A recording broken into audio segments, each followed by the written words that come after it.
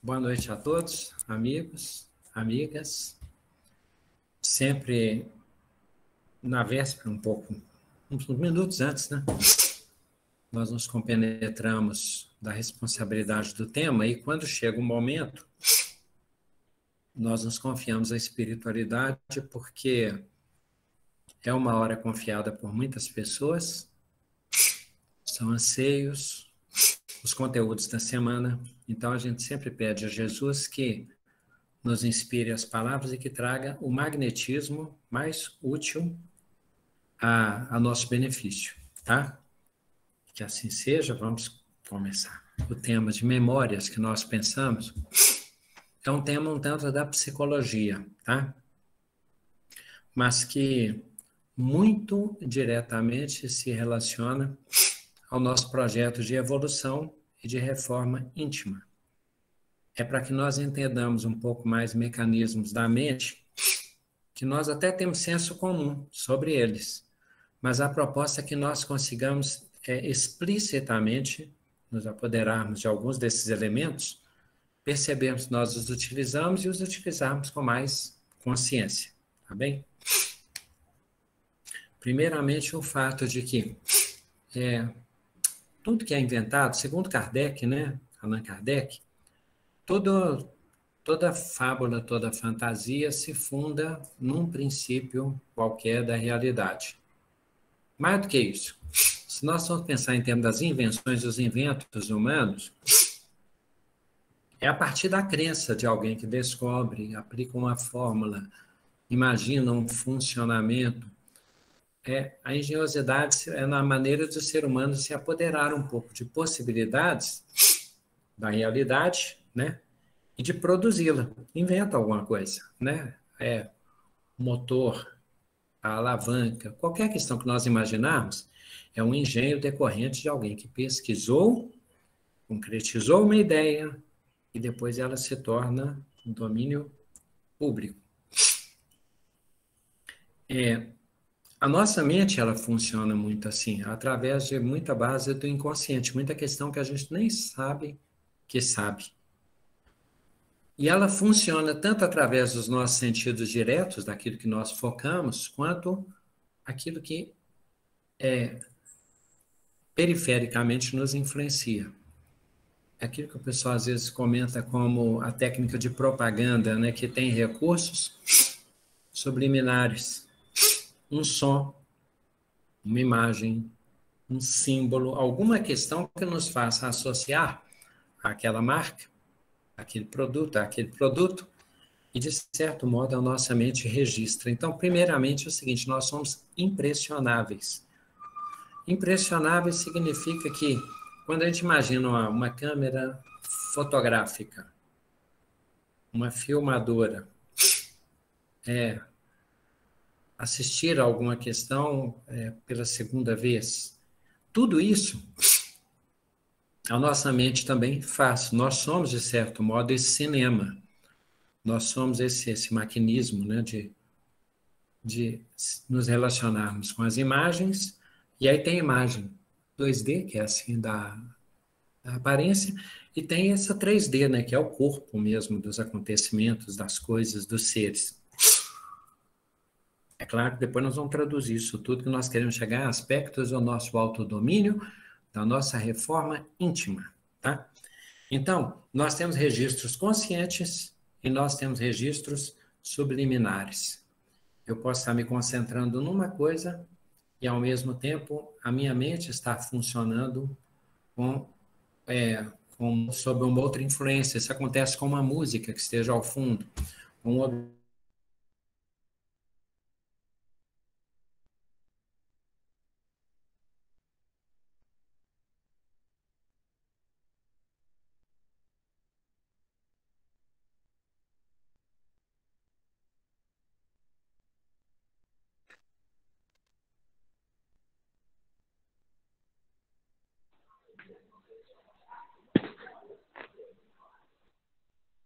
Ô, Glácio, sumiu o meu som. Sumiu de todo mundo ou só o meu? O meu sumiu também. Congelou. O meu também. Meu também.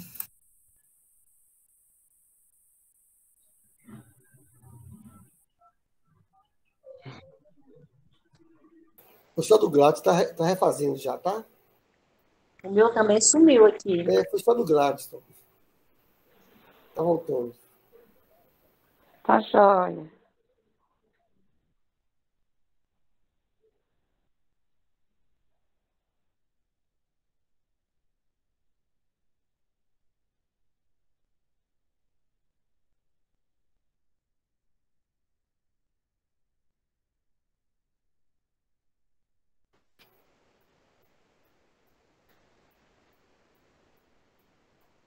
O Frank vai substituir, né, Frank? Voltou.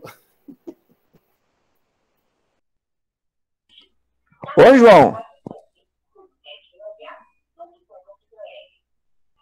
Salvo pelo gongo. Vamos lá, Gladson. Eu lembro de tudo que você falou, tá? Aí caiu de novo. Pronto, Gladson. Não travou de verdade. Tá? Isso Não tem tem acontecido algumas vezes, tá, gente? Em aula, inclusive, e acho que todos nós lidamos com isso de vez em quando, né? A internet, por algum motivo, ela de vez em quando ela desarma. Então, vamos.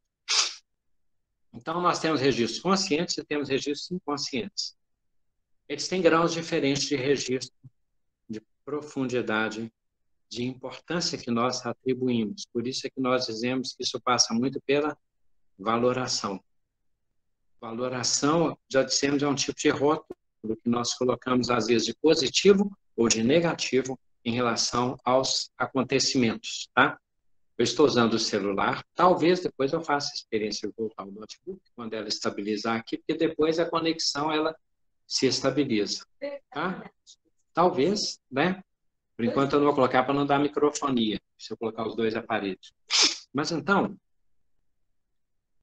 e a nossa mente, então, algumas questões são muito superficiais, são muito periféricas, são muito passageiras, elas não são marcantes.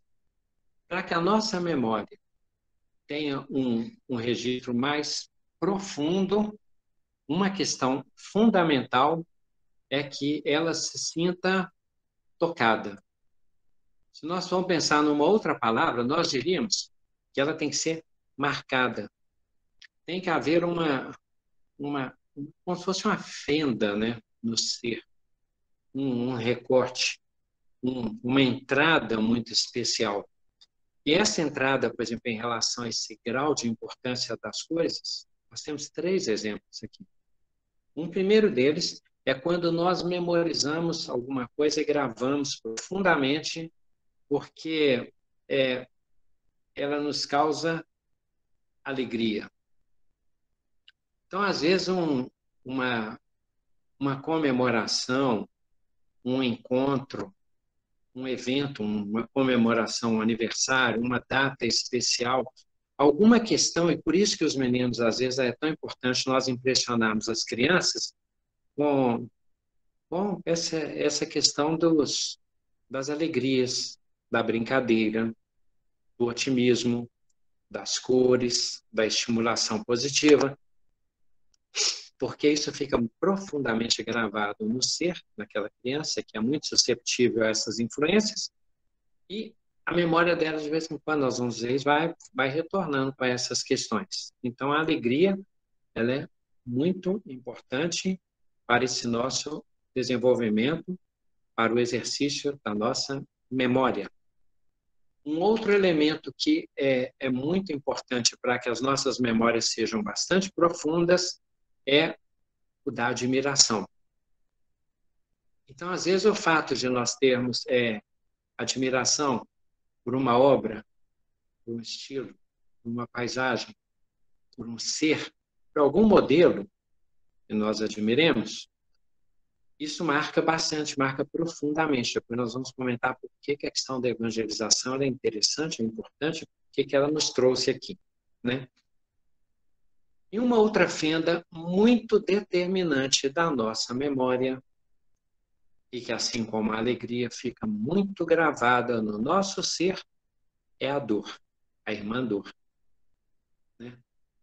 Então, a dor, ela marca profundamente o ser. E, por isso, quando nós vivemos numa época, é o caso nosso, com manifestações tão tecnológicas, tão subliminares, tão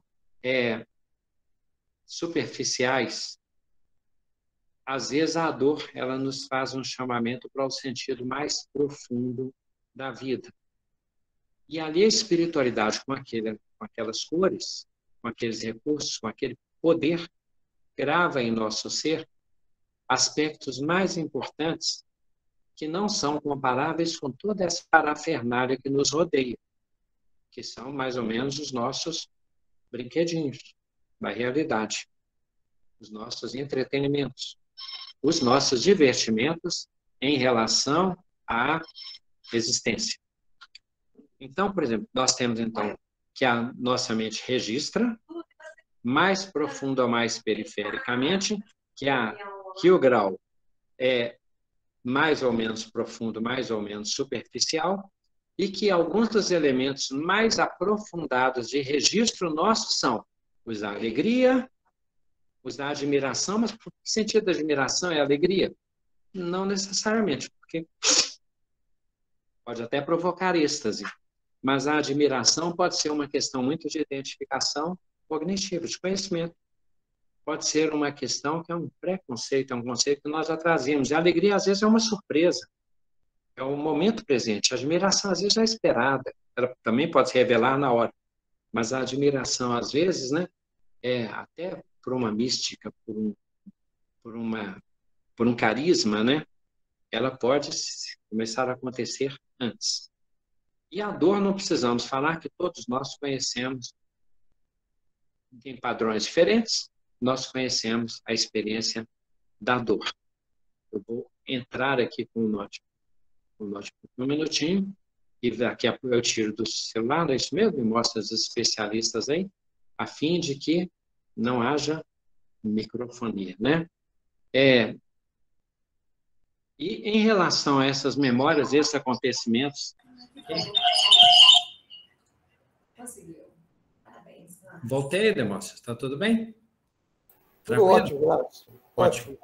Então, em relação a isso, porque dá mais fluência do que ficar segurando o celular.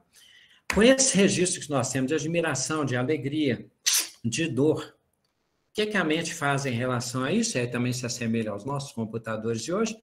Não só nós registramos, mas nós também fazemos o tratamento desses conteúdos. Depois isso vai chegar naturalmente a questões do Evangelho, tá, gente? Esse tratamento dos conteúdos, o que a mente faz?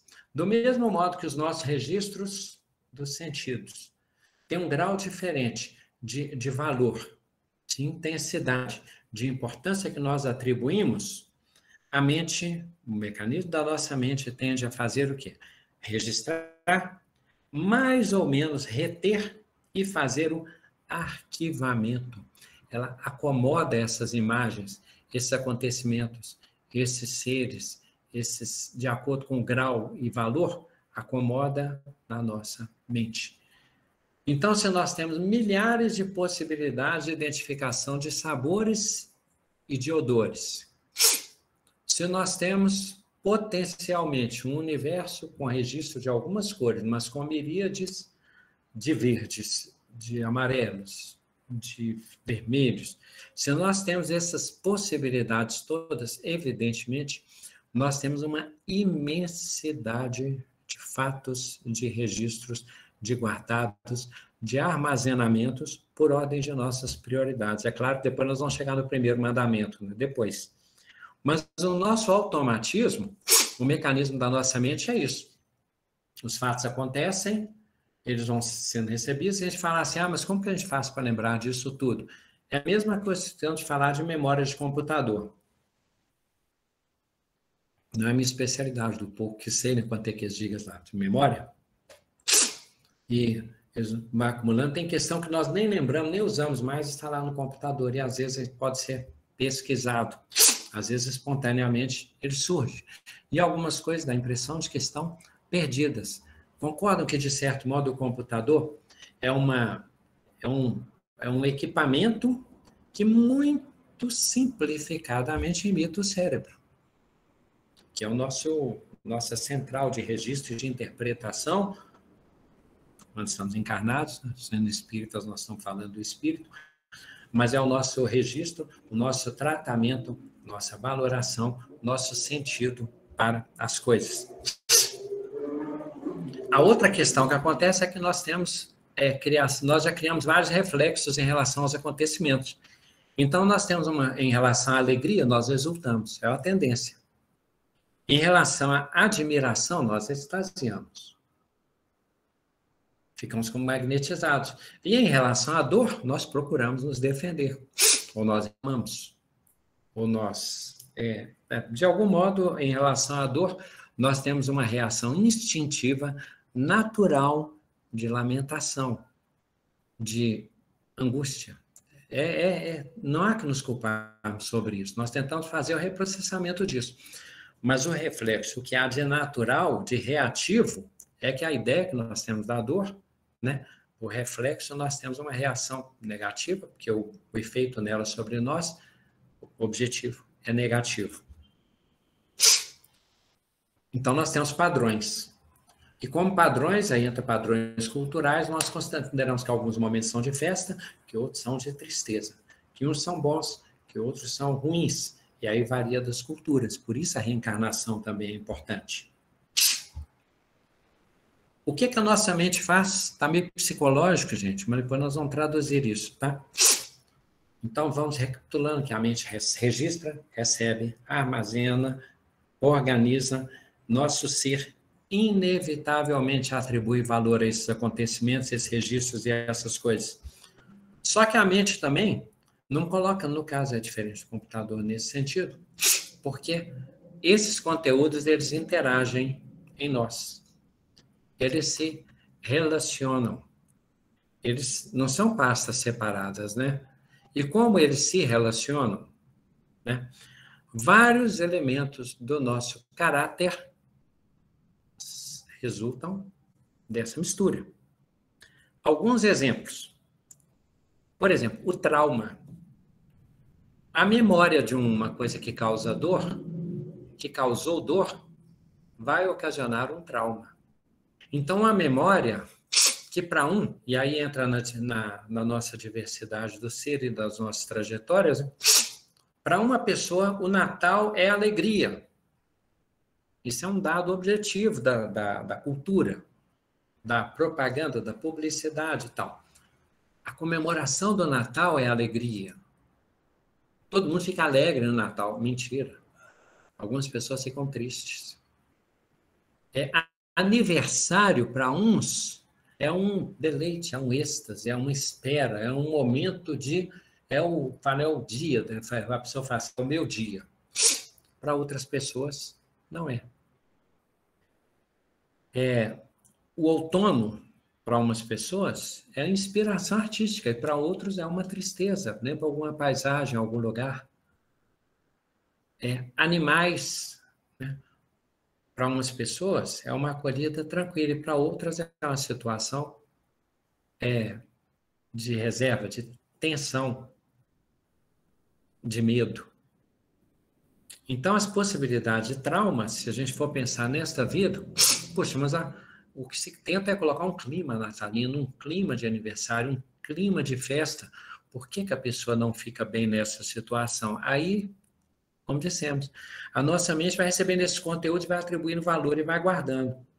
O nosso corpo espiritual, que é o perispírito, vai guardando isso e acumulando, não desta vida apenas, mas de outras vidas, inclusive.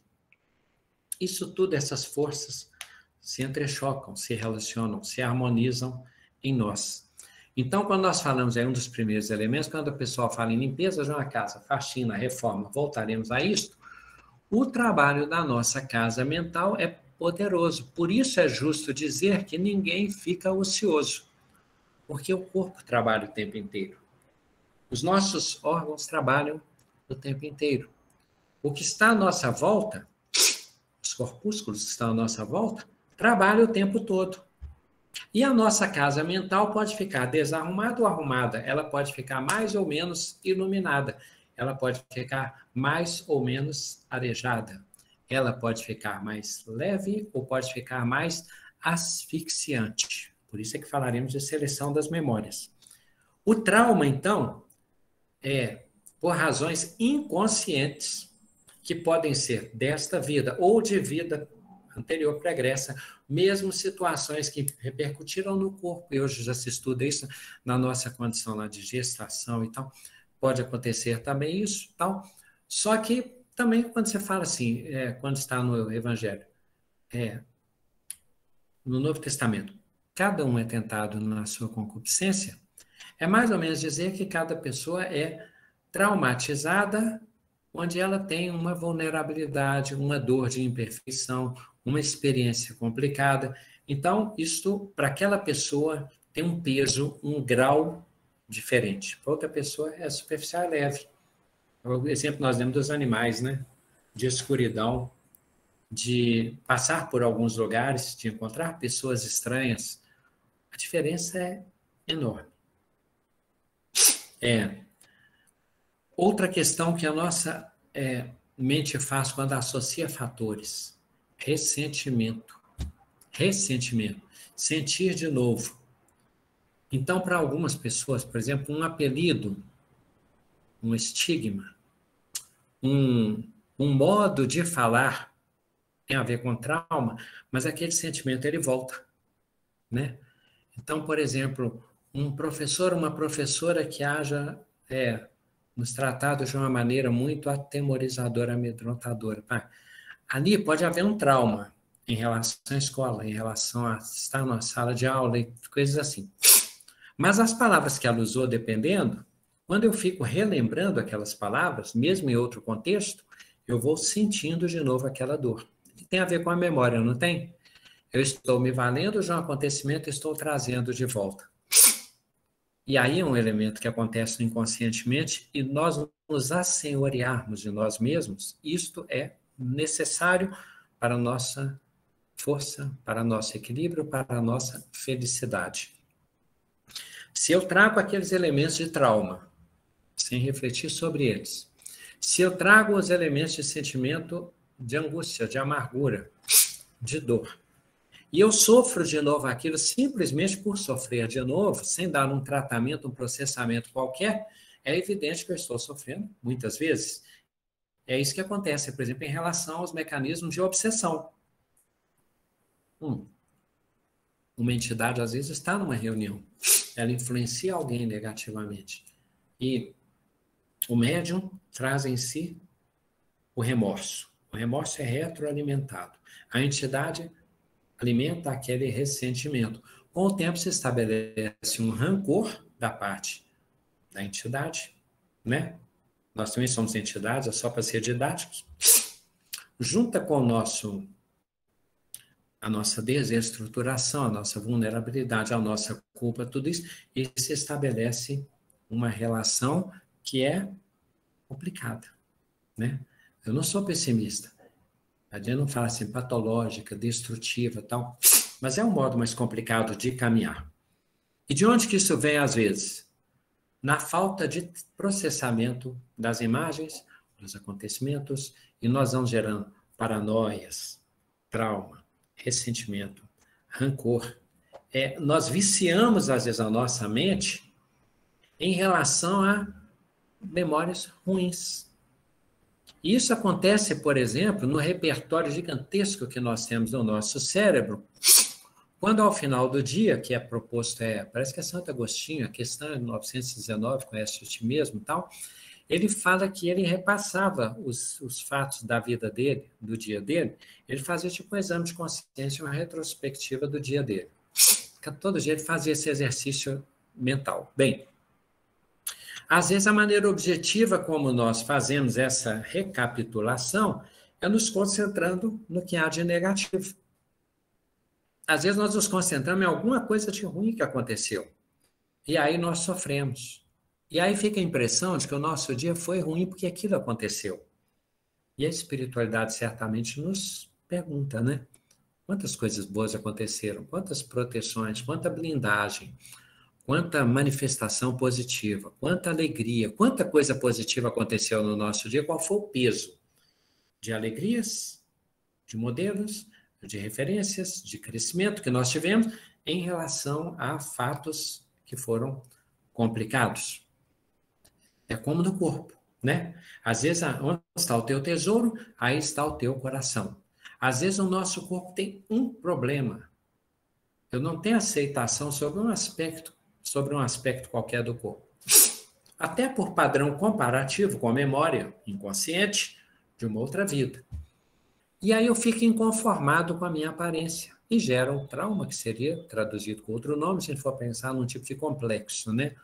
Porque toda vez que a reação de alguém, ou que alguma reação sobre aquilo, ou que eu atribuo que seja por causa daquilo, me faz sofrer, o meu inconformismo recai sobre aquela falha, sobre aquele rótulo negativo que eu coloco naquela parte do corpo e esqueço tudo que de positivo o corpo tem. Todos os funcionamentos, todo o êxito, todo o mecanismo que funciona, todo o maquinismo do meu corpo que deu certo. Então, em vez de agradecer aos engenheiros divinos, e de entender que com a minha memória genética foi o que deu para fazer de melhor com o esforço desses engenheiros, desses artífices do bem, né? Eu fico me concentrando no que há de negativo. Olha só o que nós estamos dizendo, gente. É automático que nós memorizemos. No nosso automatismo, nós estamos registrando coisas o tempo todo, nós estamos guardando e nós estamos valorando. Aí já entra nosso auto-livre-arbítrio. Porque tem uma maneira objetiva de que as coisas sejam tidas por boas ou complicadas. A dor ruim, que tem a dor do crescimento, do aprendizado, do esforço, da conquista. Tem várias dores, do parto, para quem tem esse tipo de... Aí eu estou só teorizando, obviamente, nesta vida. Mas, então, a dor pode ter um lado positivo. Mas a dor que causa um efeito mais negativo mesmo, né? Ali me vem o desafio da filosofia da dor, da compreensão da dor dentro de um contexto de um Deus justo e misericordioso. E aí requer estudo e renovação de princípios, porque os padrões culturais que me são dados são os negativos. Mas quando Jesus traz uma matriz de imortalidade, quando Jesus traz uma matriz de vitória, de virtude, de cuidado dos seres superiores em relação aos que estão na retaguarda, os nossos padrões sobre a dor, né? Buda, quando fala das 3 grandes leis, a dor, a doença, a velhice e a morte. Quando Jesus traz a questão da imortalidade, porque o corpo espiritual sobrevive, precede e sobrevive ao corpo físico, a velhice está esvaziada, a doença está relativizada e a morte se extingue. Tá, mas o que isso tem a ver com a memória? Então, estamos dizendo que os padrões podem ser modificados. Quando eu modifico o padrão e vou buscar alguma coisa na minha mente, eu busco o que eu coloquei lá. E aí, para não deixar de falar, eu estou alternando a ordem do estudo para nós entendermos. Imagine, nós temos automatismo. Aí eu escolho conteúdos e alimentos melhores, com melhor processamento e um ordenamento interno, em que o que eu acho mais importante é o que é mais relevante espiritualmente. Coloco mais grau, retroalimento, intensifico e coloco aquela pasta de pesquisa mais fácil de encontrar. E coloco também que aquela matriz é que vai determinar os padrões, a organização, a minha paisagem interior. E que tudo que vier será processado e tratamento a partir desta minha casa mental que eu trabalhei internamente.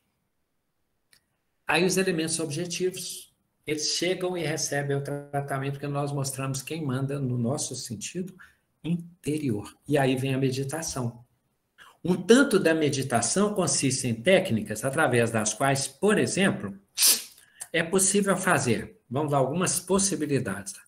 A primeira delas é o esvaziamento. Se tem rancor na memória, eu trago aquilo ali não para que ele mande em mim, me domine e para que eu sinta raiva, ou que eu sinta angústia. Eu evito usar a palavra depressão, porque a depressão tem que ser muito respeitada organicamente.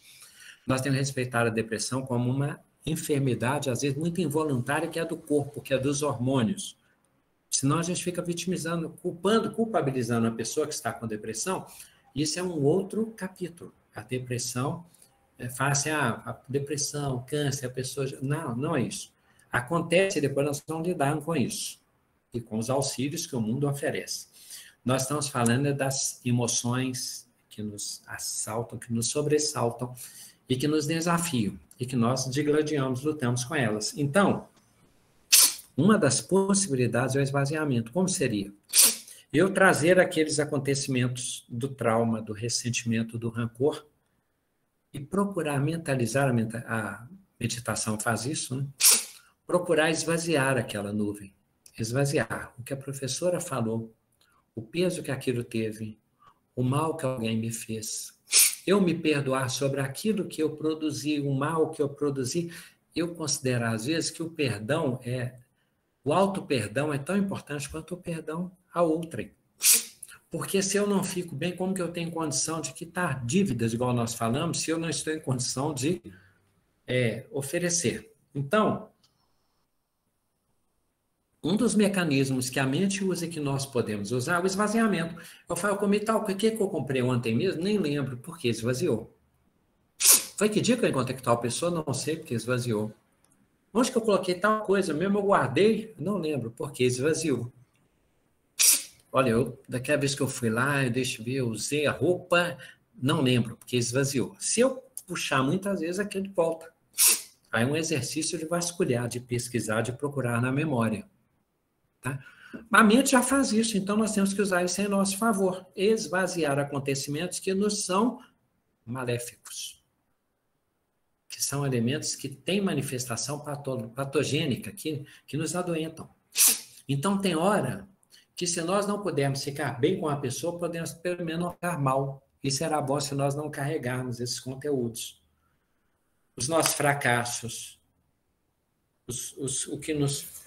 o mal que nos foi praticado contra nós, nós damos uma interpretação mais positiva dentro do possível. Isto é reforma. Aí reforma íntima. Eu faço uma repaginação, como se fala, uma melhoria daquela fachada, daquela paisagem, daquele acontecimento. Eu pego metáfora que eu vou falar agora, comparação, eu pego aquele objeto, que é aquele acontecimento, como se fosse um objeto, e dou embrulhadas presentes nele. Não é pegadinha para jogar para o outro mal, não, mas a gente realmente considera aquilo um presente da existência que nos ajudou a aprender coisas. Então, quando as pessoas estão mexendo nos interiores, estão mexendo nas casas, colocando uma planta, arrumando um cantinho, melhorando uma vestimenta, caprichando numa culinária, ela está, de certo modo, criando mecanismos através dos quais ela pode interagir, é dialético, exterior-interior, né? Então, de certo modo, nós fazemos isso, e se nós nos compenetramos, o budismo estuda isso, a nossa mente também vai se reorganizando. Por isso que, às vezes, a criança tem uma situação externa que é traumática, aí você conta uma história diferente, você redirige aquele conteúdo, você dá uma característica diferente, né? Aconteceu tal coisa, tal pessoa, nossa, o cachorrinho morreu. Não, meu cachorrinho está encantado, ele está bem, ele foi para um lugar muito bonito, e nós vamos lembrar dele com carinho, com alegria. Ele está querendo ter um irmãozinho, nós vamos arrumar um outro cachorrinho para poder cuidar dele. Você não está desfazendo do outro, não. É porque o cachorrinho é irmão dele. E ele quer que o cachorrinho seja tão feliz quanto ele foi. E se ele não foi feliz antes de morrer? Aí eu vou pegar um cachorrinho agora e dessa vez vai dar certo. Otimismo. Estou me valendo de uma memória, de um tratamento de conteúdo, estamos repaginando. Então, às vezes, quando nós fazemos uma coisa externamente, por isso que às vezes a terapia, né? Pode ser o esvaziamento, nós podemos usar a técnica da renovação, nós podemos usar a sobreposição. O que é isso? Sabe quando a gente abre várias telas do computador, tem uma, a gente abre outra por cima, ou muda a seleção de tela aqui, de página, de abas, né? Porque o Tim está aí, eu tenho que usar um pouco essas palavras. Vamos lá. Para fingir que eu sei. Então, a sobreposição é quando aconteceu uma coisa ruim no meu dia, mas eu falei, não, eu vou pensar naquilo que aconteceu de bom. Acabou. A mente estava registrando uma tela ruim, eu pus uma tela boa por cima e concentrei nela. Sobreposição. A tal pessoa, ela nunca faz nada de bom para mim, não. Teve uma vez que ela fez isso ou falou isso. sobrepus. Tal pessoa eu vejo como uma coisa negativa. Aquele animal caçou aquele outro. Eu fiquei traumatizado com o mundo animal. Mas depois eu vejo que ele está alimentando a prole dele, que ele foi levar, que está cuidando dos filhos dele. Aí eu sobreponho aquela visão de otimismo. Em vez de pensar no negativo, eu tento pensar no positivo. Né? Alguém negativo, tal, eu pensei, não, mas essa pessoa é muito familiar. Alguém é negativo, tal, mas é muito trabalhador. Isso aconteceu comigo na época, eu fui dispensado do serviço, fiquei muito chateado, mas depois eu tomei aquilo como um incentivo, um esforço, uma luta, uma superação e consegui chegar onde cheguei. Eu não consegui chegar, mas eu estou bem. Eu estou sem nada, aí eu estou cristão, né? Está no cárcere, não tem nada, perdeu família, foi insultado, a oficina de polícia que a Áquila foi quebrada. Aqui tanta coisa que acontece em Paulo e Estevão que poderiam ser lembranças, evocações de que o mundo é ruim. A luz veio ao mundo e os homens preferiram as trevas porque suas obras eram más. Mas eu posso ver pelo aspecto positivo. Aí eles pensavam em quê? No reino, na glória do Cristo, na glória de servir, no exemplo do Mestre e na continuação. Eu completo em meu corpo os padecimentos que faltam a Cristo. Outro mecanismo que nós podemos usar, o descarte. Ora, se a nossa memória descarta automaticamente, esvazia um tanto de coisas, o que eu posso fazer também? Às vezes eu não dou conta de um perdão profundo e sincero, mas eu posso tentar esquecer as ofensas. Não é porque eu vou fazer, eu tenho que esquecer. Aí não esquece, vira fixação. Mas eu posso fazer o favor com a espiritualidade que nos orienta, guia, que era a nossa felicidade, tomar a atitude de não ficar retroalimentando aquilo. Aí ele perece, ele se corrói. As traças do tempo corroem, né? Por que no nosso inconsciente também não vai acontecer isso? Então eu posso esvaziar ou parar de pensar naquilo, não ficar toda hora tentando. Tem uma coisa que me aconteceu uma vez que eu tenho certeza que me fez mal, foi quem mesmo. Aí realmente eu estou mexendo, igual aqueles filmes de terror em que a pessoa desce para os porões e que você sabe que vai dar problema. Por que desceu? Pai nosso, né? Não os deixeis cair em tentação, de descer, mas livrai-nos do mal quando ele subir. Então, essa questão do Pai Nosso, tá? Bem, o outro mecanismo que a nossa mente usa é a restauração. Olha, a renovação, ela é diferente, porque a restauração, a reforma, a gente mantém, a gente muda às vezes uma coisa na casa, mas a restauração a gente só atualiza, a gente recupera as coisas como ela, né? E às vezes nós restauramos memória. Até querendo ou não querendo, nós fazemos isso quando a gente vai lembrando como foi a nossa infância, como foi tal viagem, como foi tal acontecimento, como foi tal festa, como foi tal conquista. Então, o que trazer memória pode ser um elemento de ressentimento no sentido ruim, pode ser ressentimento no bem. Pode ser relembrar e reavivar. Pode ser trazer de novo um acontecimento especial. Qual exemplo poderoso nós temos sobre isso? Pedro fazia isso direto sobre Jesus. Maria guardava as coisas no seu coração e trazia de volta os acontecimentos e as lembranças do tempo com Jesus. Então, quando ela conta para Lucas, aquilo está vivo nela, porque ela reavivou o tempo inteiro, ela cuidou daquele conteúdo. E Pedro fez isso o tempo inteiro. Bem, então é possível restaurar também através das narrativas. Então, quando os apóstolos contavam os feitos e os ensinamentos e os testemunhos de Jesus para os novos convertidos, eles estavam dialeticamente restaurando aquelas lembranças deles mesmos. Aí eles se comoviam. Imagine o que é Pedro contando a transfiguração. Imagine o que é João relembrando o Sermão do Monte. Imagina o que é Tiago dizendo dos acontecimentos nas intimidades com Jesus. Então, nós restauramos. O que estamos dizendo é que não tem escapatória da nossa mente. Então, nós devemos o quê? Saber usá-la. O nosso desafio é nós nos valermos dos elementos que inconscientemente acontecem e torná-los cada vez mais conscientes. Podemos se esvaziar, estabelecer padrões e alimentarmos a nossa mente de coisas boas. Por isso nós estamos aqui. Porque o nosso intuito, estando aqui, é nós trazermos interpretações, conteúdos, aspectos, visões que sejam positivas e que se sobreponham, aí a linguagem do estudo, às telas que nós tínhamos antes. Que elas tenham elas se sobreponham e que elas repaginem, que elas tomem um significado, uma essência diferente daquela que o mundo dá. Porque pelo padrão do mundo, por exemplo, é competição. O sucesso é quem é primeiro.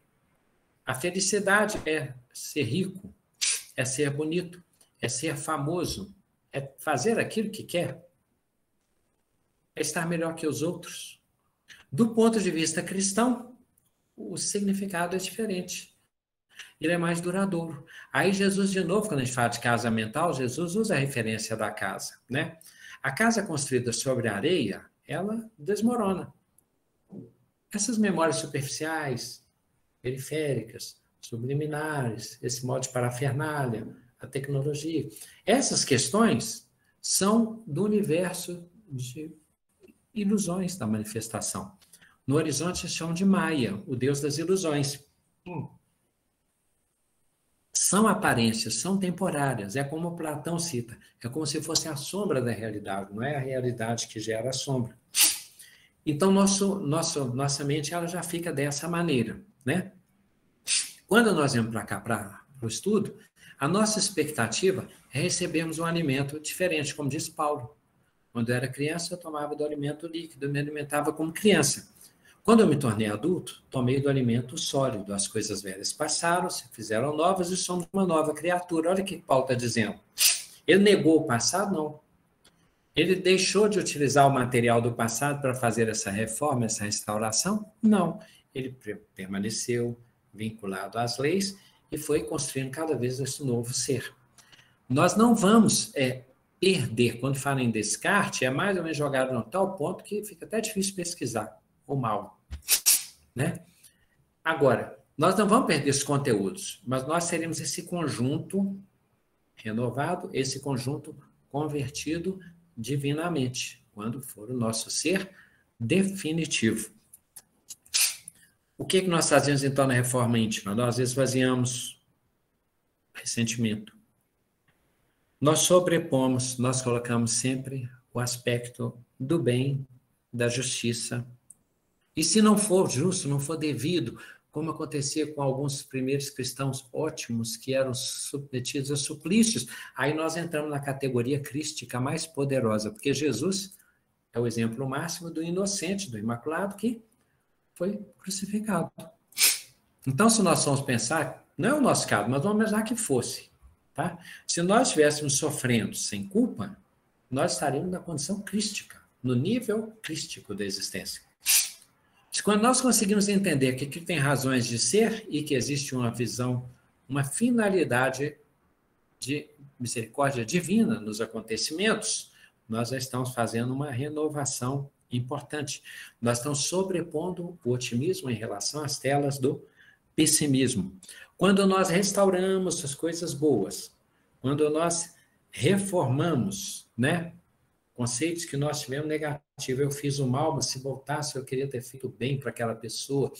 Eu não consigo me desculpar, então eu coloco na minha mente que eu quero bem a ela, estou fazendo um bem e que ela está recebendo o bem que eu estou oferecendo hoje. Eu que estou me demorando no mal que aconteceu ontem. E quando nós temos a evocação e a comparação, isso que a mente faz, aí nós temos a possibilidade de fazer projeção. Porque se nós formos pensar isso é mais complicado para o espírito, o tempo é uma manifestação. O futuro, né? Se nós formos pensar, ainda não existe, ele vai existir, mas ele vai ser um tempo presente. Agora, o que eu posso fazer então na minha casa mental? Ter projetos com base nas minhas experiências comparadas com aspectos positivos que eu traga, porque o que Gesiel Estevão fez foi o seguinte, ele não tinha a memória de ter estado com Cristo. Então, o que ele fez? Ele se valeu de recursos. Ele se valeu do Evangelho, da interpretação otimista das profecias, da espera e dos cânticos e dos salmos de Isaías.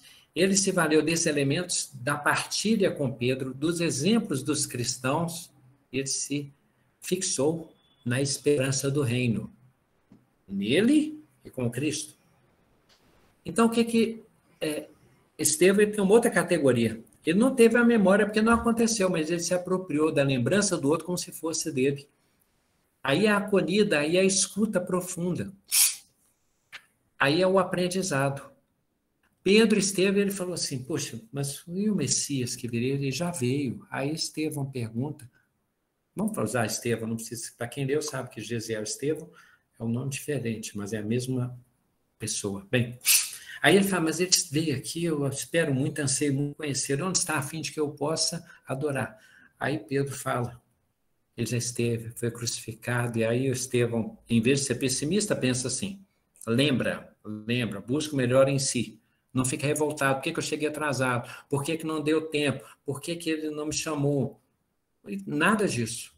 Por que eu estava lá naquele navio, escravizado? Aí ele vai ficar com raiva de quem o condenou, porque me condenou e me atrapalhou a ver o Messias, vou perseguir essa pessoa? Não. Estevão já pensou assim, estava profetizado isso. Pensando bem, é muito natural, é muito deduzível o que aconteceu com o Messias. Bem, não tendo a memória, o que ele fez? Emulação. Ele pegou aquilo que Pedro tinha, o conteúdo que trazia para ele e se apropriou como se fosse dele. E ele pregava e ensinava sobre as questões do Evangelho do Cristo como se ele tivesse estado com Jesus, como se estivesse com ele o tempo inteiro, porque estava. Mais do que alguns que fisicamente estavam com Jesus. Ah, mas ele não vivenciou aquilo, então isso não é memória. É, por quê? Nós não dissemos que a nossa mente ela tem uma qualidade de imagem e de registro? Então ele fazia a imagem de Jesus. E quando leu o Evangelho e as falas, era como se Jesus falasse com ele, então falava. E quando ele guardou essa imagem do Cristo vivo, presente, ensinando o Messias conosco, ele realizou esse encontro. E é importante nós concordarmos com isso, porque nós estamos fazendo isso aqui agora. Nós estamos tentando, constantemente, não, de vez em quando, né? Nós estamos tentando realizar o nosso encontro com Cristo. A gente pode até falar assim, mas alguma vida eu posso ter estado com ele. Talvez não. Mas nós podemos, e é o que acontecia com Pentecostes e tal, quando os novos convertidos procuravam criar essas realidades, alimentar-se delas, valer-se delas e descedentar-se para sempre. Aí, naturalmente, o Cristo vem e faz o quê? Quando ele virá do Oriente ao Ocidente, ele vai ocupar todo o nosso ser e iluminar todos os nossos conteúdos mnemônicos. Mnemônico é de memória, tá, gente? Eu queria usar essa palavra, por isso que eu deixei para agora. Quais são? Ali, quando a gente tem um projeto de melhorar, nós estamos fazendo da casa construída sobre a rocha.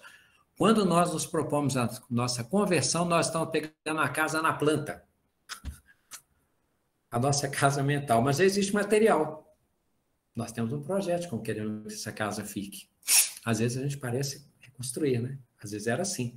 Tinha uma ideia e vai mudar muito. Então não é nem restauração mais, é construir a casa. Noutra vida. Por isso que a encarnação é importante. Mas existem os materiais. A gente já teve a experiência de casa. Comparação nunca é perfeita, é só para dar ideia, tá?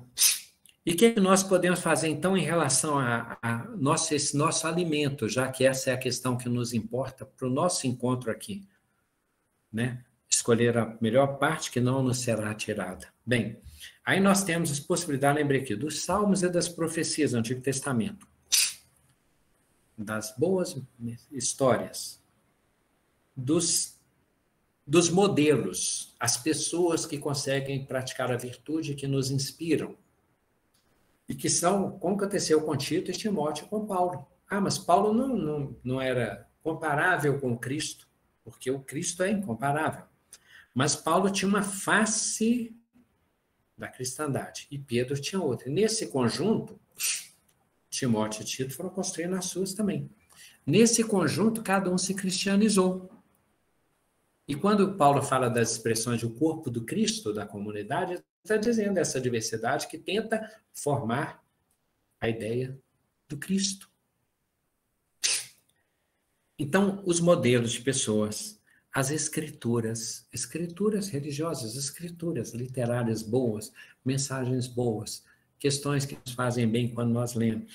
A narrativa, a tradição oral, o modo de contar, as palestras, as conversações, as tradições, né? Porque tradição significa que nós continuamos cultuando coisas que aconteceram e que foram boas. Mas se nós fazemos isso em relação aos fatos históricos complicados, por que nós não vamos fazer isso em relação às tradições da verdadeira religiosidade? Sim, ótimo, façamos isso. É retroalimentação. É pegar os nossos conteúdos mentais e torná-los os mantras, os poderes que continuam irradiando. É um meio que cada um usa o seu recurso, né? Outros, através de prodígios, sinais, milagres, visitações, curas, alívios, a palavra esperada, tudo isso também é elemento para alimentar o melhor que nós conseguimos ser por enquanto. As promessas do Cristo, a certeza de que seremos felizes, que vamos evoluir, que encontraremos os nossos queridos, que vamos a mundos mais evoluídos e que poderemos fazer parte dos servidores de Cristo. E que somos a imagem e semelhança do Criador, que cada vez mais fulgura em nós e através de nós. As parábolas, interpretá-las, porque elas são conteúdos que a gente vai interpretando e descobrindo coisas novas. Então, é como se fosse um alimento, você come um pouco hoje, um pouco amanhã, um pouco depois de amanhã.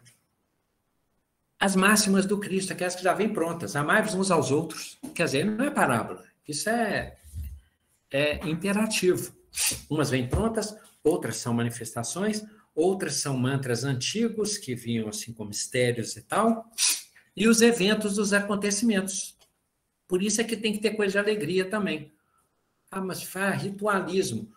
Tomaram tudo que puder nos ajudar. Gente, se o modelo ajuda um, se objeto ajuda alguém, um objeto, uma foto, um livro, uma roupa, um símbolo, um gosta da cruz, nós vamos cultuar o objeto, não, mas o que estamos dizendo é que aquilo que nos torna melhores e nos é necessário naquele momento, ajuda a nossa mente. Então, quem está ali mentalizando, cantando, orando, falando mantra, rezando o terço, segurando o crucifixo, pensando numa flor, olhando a face do Cristo, pensando no sudário, não é motivo de condenação, porque está pensando bem, um jeito de se apegar ao bem, no tempo dela, com os meios dela. Porque às vezes a gente critica isso, mas depois a gente acha lindo uma psicopictografia com a face do Cristo, que é mais ou menos semelhante ao sudário que a gente imagina, o santo sudário. Então, visitação, algumas pessoas visitam, romeiros visitam os lugares. Haverá um tempo em que não será necessário ir a Meca, Jerusalém, Pedro Leopoldo, Aparecida do Norte, mas se a pessoa precisa, isso vai torná-la melhor? Torne-se melhor. Vai alimentar a mente, vai dar mais recurso, vai dar mais arquivamento bom, para quando ela trouxer. Aí Jesus diz: o homem bom tira boas coisas do seu bom coração, da sua boa memória. Cor, já dissemos isso, saber de cor. Era a ideia de que o coração era o centro da memória. Então, quanto mais coisas boas nós trouxermos, se eu leio coisas boas, se eu assisto a coisas boas, se eu assisto a coisas que me ajudam a interpretar o que não vem puro, precisa ser depurado. Com o tempo, a nossa mente vai ver apenas o bem. E pela pureza do nosso ser, o que nós vemos, imediatamente nós vamos interpretar com otimismo. Nós vamos ver a face divina das pessoas, o aspecto divino na natureza, o planejamento divino nos fatos históricos, o ser divino no irmão difícil, o conteúdo e o recado divino nos fatos da existência. A nossa memória vai criar um automatismo que ela já faz, mas esse automatismo vai ser treinado. Se ele vale para o vício, por que ele não serve para o bom condicionamento? Então, o tempo todo, o Pai trabalha até hoje, eu trabalho também. Nós nos alimentamos o tempo inteiro pelos sentidos, mesmo quando dormimos. O Pequeno Príncipe, quando ele narra a questão da associação, ele fala para a raposa fala para ele: se você vier amanhã, marcarmos às 4 horas, você vier às 3, você atrapalha. Você tem que chegar às 4, que eu estou lhe esperando. Porque se eu marquei 4 horas, eu gosto de você, 3 horas eu já começo a ser feliz com a expectativa da sua chegada. Aí eu vou olhar os lírios, vou lembrar dos seus cabelos são loiros, e eu vou gostar dos lírios, porque eles me lembram de você, vou esperar você. Falando do amigo, né? De certo modo, a espera tem a ver com isso. E a associação do trigo com a questão do menino, tudo que nos associa a Jesus e nos faz lembrar vivamente de Jesus é bom. Vai chegar um momento em que nós só vamos ver pureza e divindade por todos os lados. Aí o nosso ser, naturalmente, transcenderá. Os puros verão a Deus. Bem, então, para fecharmos, lembrar que nós podemos evocar através da prece, nos apropriarmos, igual Estevão fez, das imagens, das paisagens, das narrativas, dos acontecimentos, dos exemplos. Podemos fazer visitações, seja pela narrativa, seja pelo lugar, seja pela leitura, seja pela vibração dos objetos. Se nós conseguirmos tudo isso, aí nós estaremos amando a Deus com todas as nossas forças, com todo o nosso coração, com todo o nosso entendimento, com toda a nossa alma. Então, todo o nosso ser será divino. Seremos Budas, seremos cristãos, tá? Seremos seres do bem, seremos angelizados, tá?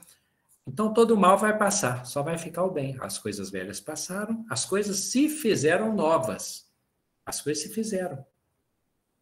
Somos uma nova criatura, porque repaginamos. Está bem? Então, agradecer a todos pela acolhida, pela confiança, pelo registro, pela humildade profunda de ler e de ouvir, tá? Confiamos aos nossos amigos coordenadores, né, Demonstras? Tá certo, Gladys. Muito obrigado mais uma vez. E que a gente não se esqueça disso, né? Que a nossa memória não vence essa lição de hoje. Né? E alguém quer falar uma coisa? Obrigada a todos. Obrigada, Gladys. A gente, finalzinho hoje... Muito obrigada também, obrigada.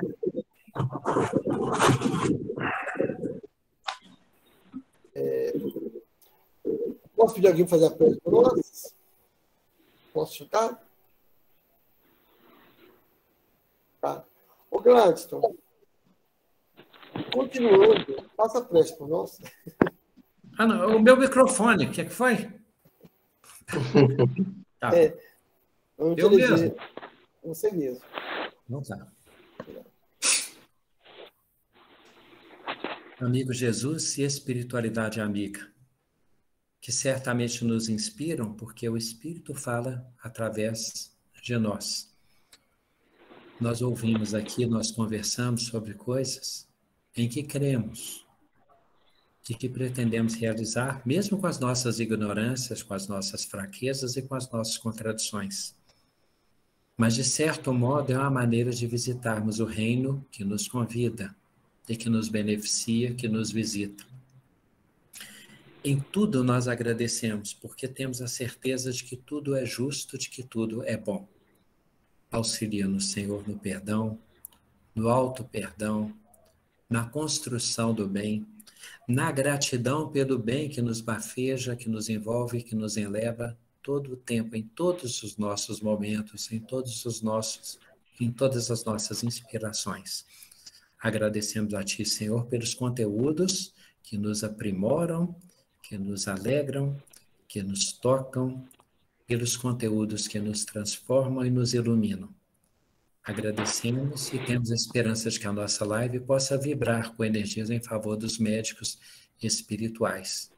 Que assim seja, porque assim é. Amém.